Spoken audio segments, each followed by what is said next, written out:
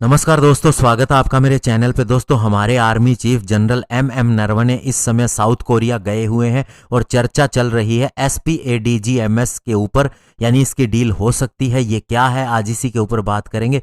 चलिए दोस्तों शुरू करते हैं। तो दोस्तों, हम बात कर रहे हैं self propelled air defence gun missile system की, जिसकी दोस्तों $3 बिलियन की डील चर्चा का विषय बनी हुई है कि हमारे आर्मी चीफ और उनके काउंटर पार्ट जो कि साउथ कोरिया से हैं, उनके बीच में इसके ऊपर डिस्कशन हो सकती है। और आपको बता दें कि जब इंडिया ने दोस्तों इससे परचेज करने की कोशिश की थी और इसके लिए जो टेंडर जारी किया गया था, तो साउथ कोरिया की हनवा डिफेंस जो कि इस मिसाइल गन सिस्टम को बनाती है, सबसे लोएस्ट बिडर हुई थी और इसने रशियन कंपटीटर को भी बीट कर दिया था। और हमारी एक्ट ईस्ट पॉलिसी को बढ़ावा देने के लिए और साथ ही दोस्तों हमारी मिलिट्री टाइज को एक्सपेंशन देने के लिए इस एरिया के अंदर, इसीलिए हमारे इंडियन आर्मी चीफ नरवणे दोस्तों 3 दिनों की विजिट के लिए गए हुए हैं साउथ कोरिया। और इस दौरे के दौरान वे अपने काउंटर पार्ट यानी कि वहां के आर्मी चीफ और इसके अलावा चेयरमैन ऑफ जॉइंट स्टाफ और इसके अलावा वहां के मिनिस्टर ऑफ डिफेंस के साथ भी चर्चा करेंगे। और इसके अलावा दोस्तों वे वहां के minister of defence acquisition planning administration यानी DAPA के चीफ से भी मिलेंगे। और उनकी ये विजिट दोस्तों UAE और सऊदी अरेबिया के दौरे के बाद में हो रही है। और दोस्तों, साउथ कोरिया के अपने दौरे के दौरान इंडियन आर्मी चीफ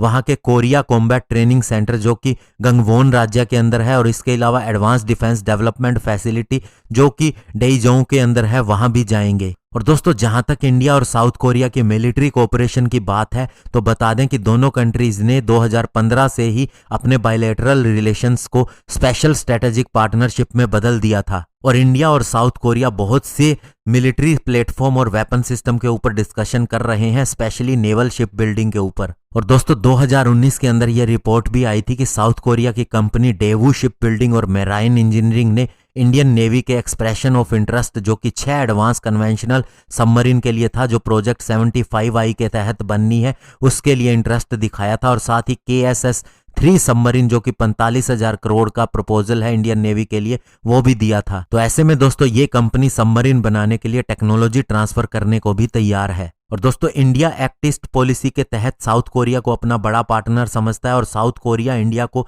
एक सीरियस पावर मानता है और की पार्टनर मानता है इस रीजन के अंदर। और इंडो पैसिफिक रीजन के लिए दोनों कंट्रीज ने लॉजिस्टिक एग्रीमेंट के ऊपर भी लास्ट ईयर साइन किया था, जिससे कि दोनों एक दूसरे के बेसिस इस्तेमाल कर सकते हैं। और दोस्तों, जहां तक बात है self propelled air defence gun missile system की, तो 2013 में इंडियन आर्मी ने अपनी ऐसी 5 रेजिमेंट के लिए एक टेंडर जारी किया था, जिसके अंदर उसे ये सिस्टम चाहिए। इसकी 104 यूनिट माना जा रहा था, $2.5 बिलियन की होंगी। और इसकी हर यूनिट के अंदर एक ट्विन 30mm की कैनन शामिल है और एक ट्रैक्ड चेसिस यानी बॉडी के ऊपर दोस्तों 4 शॉर्ट रेंज की मिसाइल फिट की गई है। और दोस्तों, ये स्पेशली हमें इसलिए चाहिए कि ये बहुत ही जरूरी है किसी भी क्रिटिकल इंस्टॉलेशन की सुरक्षा के लिए, स्पेशली ड्रोन्स, हेलीकॉप्टर या फिर लो फ्लाइंग एयरक्राफ्ट के हमले से बचने के लिए। और साउथ कोरियन कंपनी अपनी ट्रांसफर ऑफ टेक्नोलॉजी भी करने को तैयार है, स्पेशली दोस्तों L&T कंपनी को, जो कि दोस्तों मिसाइल सिस्टम को मैन्युफैक्चर कर सकती है।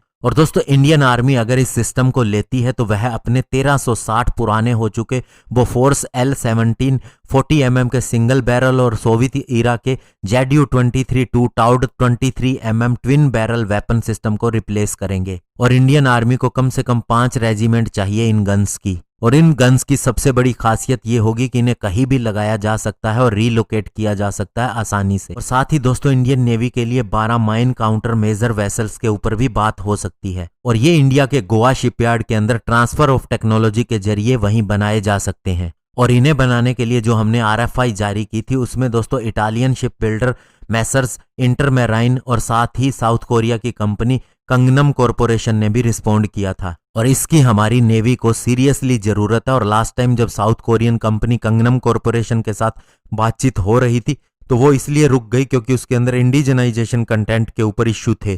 तो ऐसे में दोस्तों, साउथ कोरिया के अंदर जाके इंडिया कई मुद्दों पर बात करेगा, लेकिन अगर डिफेंस क्षेत्र की बात करें तो इन 2 चीजों पर डील संभव है और ये हो सकती है। धन्यवाद। जय हिंद।